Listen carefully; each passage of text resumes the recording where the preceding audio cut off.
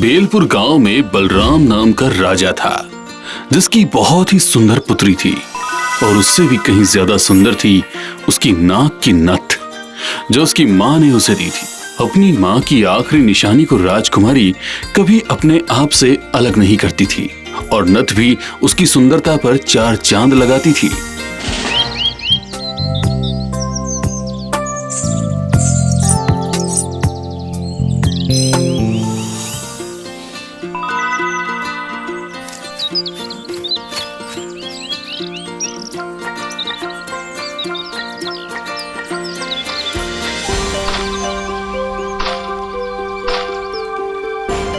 जंगल घना होता जा रहा है, लगता है काफी दूर आ गए हम। और हम इस घने जंगल में आए हैं, इसकी महाराज को तो कोई खबर नहीं, इसकी इजाजत भी नहीं ली है महाराज से। अरे सखी, अगर महाराज से इजाजत लेते तो कभी अकेले वन में नहीं आने देते। और वैसे भी राजमहल से बाहर कितनी सुंदर और विचित्र है ये दुनिया, हमें कैसे मालूम होगा अगर राजमहल में ही रहेंगे तो। राजकुमारी को नहीं पता था कि उसकी सुंदरता और चेहरे पर ये चमकती नथ उसको कितनी बड़ी मुसीबत में डाल देगी।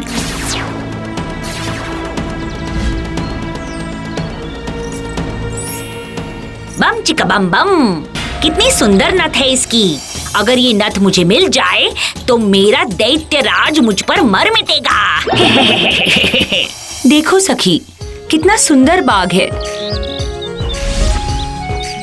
फूलों की सुगंध से मेरा मन सुगंधित हो रहा है और ये पक्षियों की चहचहाहट किसी मधुर संगीत से कम नहीं। मैं इससे ये नथ लेकर ही रहूंगी। देखते ही देखते डायन एक बुजुर्ग महिला का रूप बदल लेती है और राजकुमारी के पास जाती है। सुनो बेटी, सुनो बेटी, मेरी मदद करो। क्या हुआ माँ जी, आप कौन हैं और अकेले इस वन में क्या कर रही हो? बेटी, मैं पास के ही गांव में रहती हूँ। मेरी पोती की शादी है।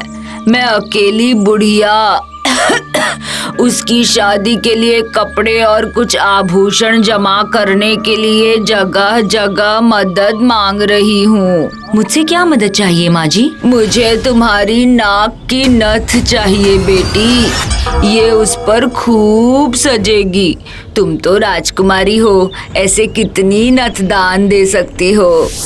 पर माँ जी, इसके बदले कुछ और ले लीजिए, ये मेरी माँ की आखिरी निशानी है, मैं ये तुम्हें नहीं दे सकती। बेटी, मुझे ये ही नथ चाहिए। माफ करना माँ जी, ये मेरी माँ की आखिरी निशानी है। अगर तूने ये नथ नहीं दी तो सोच ले तेरा क्या होगा। हम इस नगर की राजकुमारी हैं, इस बात का ज्ञान है आपको। अकड़म बकड़म पकड़म, बनेगी तेरी नथ तेरी नाक का दम। भागो राजकुमारी यहाँ से, वरना ये सब हमको मार देंगी। अरे ये क्या हो रहा है, ये मुझे क्या हो रहा है, मेरा शरीर। हाँ। और शाम तक में राजकुमारी एक भयानक चुड़ैल बन जाती है। अब ये नथ जब तक तेरी नाक में रहेगी तब तक तेरा ये रूप ऐसा ही रहेगा। मैं अभी इस नथ को उतार के फेंक दूंगी। ये उतर क्यों नहीं रही है? इसको कोई नहीं उतार सकता, और किसी ने ज्यादा कोशिश की तो तेरी नाक कट जाएगी। लेकिन फिर भी श्राप का असर खत्म नहीं होगा। जब तक मेरी नथ उतार कर कोई तुझे पहनाएगा तब तक इस जादू का असर खत्म नहीं होगा। और मेरी नथ कोई उतारे, इतनी हिम्मत किसी की नहीं।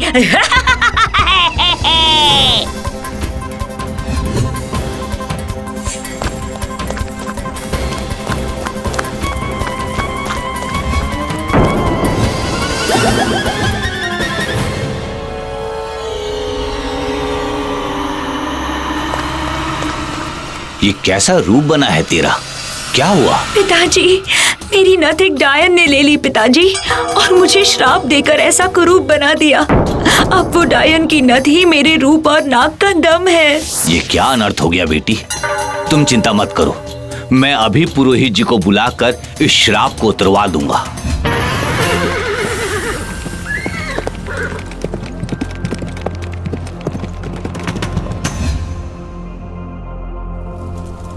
सम तम भम भम त्राई त्राई उतर जाए ये श्राप भारी। महाराज, इस श्राप से मुक्ति पाने का एक ही उपाय है कि कोई उस डायन की नथ लेकर आ जाए। उसके बिना इस श्राप को खत्म नहीं किया जा सकता है। कौन करेगा ये? कौन है इतना हिम्मत वाला? नगर में सबको खबर दे दो, जो कोई इस काम को करेगा उसको भारी इनाम मिलेगा और आजीवन यहाँ मंत्री पद। जहाँ बुराई है वहाँ अच्छाई भी होती है। मंथन एक साहसी और बुद्धिमान युवक था जो काम की तलाश में बेलपुर जा रहा था। चलते चलते मंथन का गला प्यास से सूख जाता है। बहुत जोर से प्यास लगी है। आसपास कहीं पानी दिखाई नहीं दे रहा है। अरे, मुझे लगता है ये तालाब मीठे पानी का है। धन्यवाद भगवान जी, मुझे प्यास बुझाने के लिए पानी मिल गया। आपका धन्यवाद। ठहरो, तुम ये पानी ऐसे नहीं पी सकते, वो भी बिना मेरी मर्जी के। पर मुझे बहुत जोरों की प्यास लगी है। पहले मेरे 3 सवालों का जवाब देना होगा। ठीक है, जैसी आपकी मर्जी, पूछिए। कौन सी ऐसी चीज है जो बढ़ती है कभी कम नहीं होती? उम्र। सही कहा। अब दूसरा सवाल, ऐसा क्या है जिसका सर तो है, दुम है, पर पांव नहीं? उसका पेट है, आंख है, मगर कान नहीं। सांप। ऐसी कौन सी मिठाई है जिसमें फूल और फल दोनों का नाम आता है और मिठाई भी कहलाती है? गुलाब जामुन। तुमने तीनों सवाल के जवाब बिल्कुल सही दिए। अब तुम ये पानी पी सकते हो और मैं तुम्हें एक शस्त्र भी देता हूं।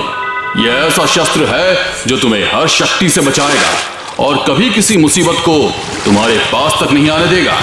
इसका मंत्र है, दिखा दे इसको पाप का परिणाम, कर दे इसका विनाश। ये मंत्र बोलने के बाद तुम किसी भी मुसीबत को खत्म कर सकते हो।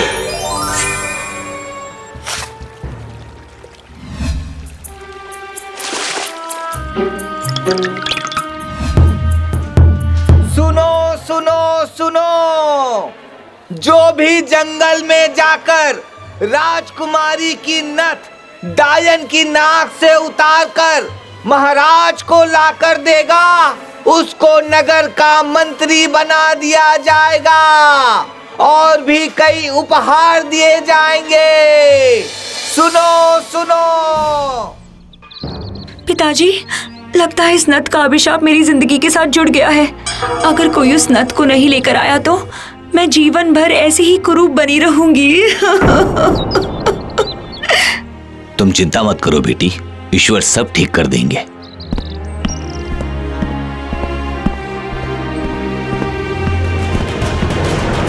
महाराज की जय हो। एक नवयुवक आया है, बोलता है वो नथ ला सकता है।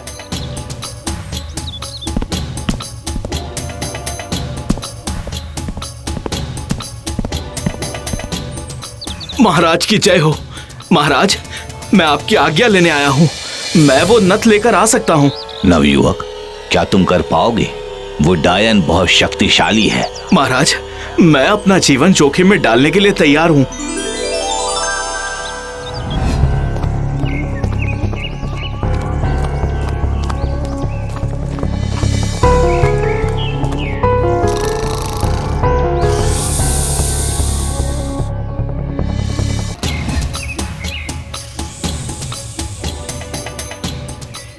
हे भगवान, मुझे ऐसा वरदान दिया, लेकिन ऐसा इंसान भी तो दे जिससे मैं हमेशा हमेशा के लिए सुंदर खूबसूरत शरीर दे सकूं, जिसकी खूबसूरती के आगे लोग अपनी आंखें बिछा दे। ये कौन है जो जीवन भर के लिए सुंदर खूबसूरत बना रहा है? कौन हो तुम और इस वन में किसकी मर्जी से आए हो? यहाँ मेरा राज चलता है। मैं एक तपस्वी हूँ, मुझे ईश्वर से वरदान प्राप्त हुआ है। मैं किसी को भी लंबी आयु दे सकता हूँ, वो भी सुंदर खूबसूरत शरीर के साथ। अगर वो शरीर मायावी हुआ, बाद में बदल गया, तो मैं तुझे कच्चा चबा जाऊंगी। यही तो मेरा वरदान है, नया जीवन देना, पुराने रोगों वाले शरीर से मुक्ति। अगर तुम्हें भी सुंदर स्त्री बनना है तो ये सारे आभूषण उतार कर रख दो और ये नाक की नथ भी। मैं अपनी शक्ति से तुम्हें नया जीवन दूंगा।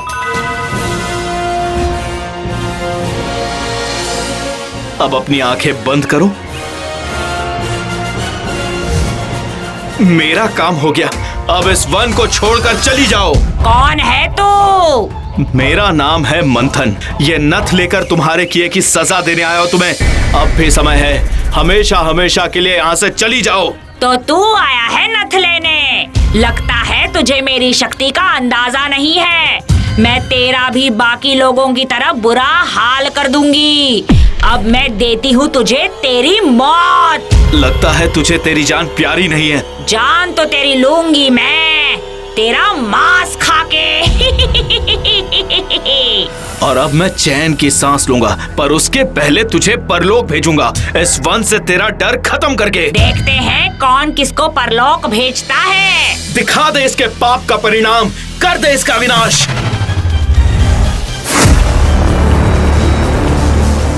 ये क्या? मैं जल रही हूँ। बचाओ! बचाओ मुझे!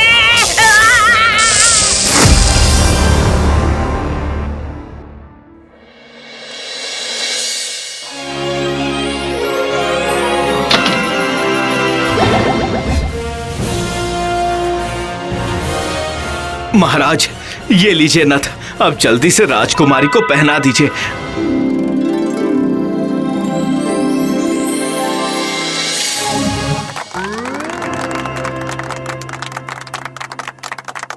नवयुवक, तुमने तो कमाल कर दिया।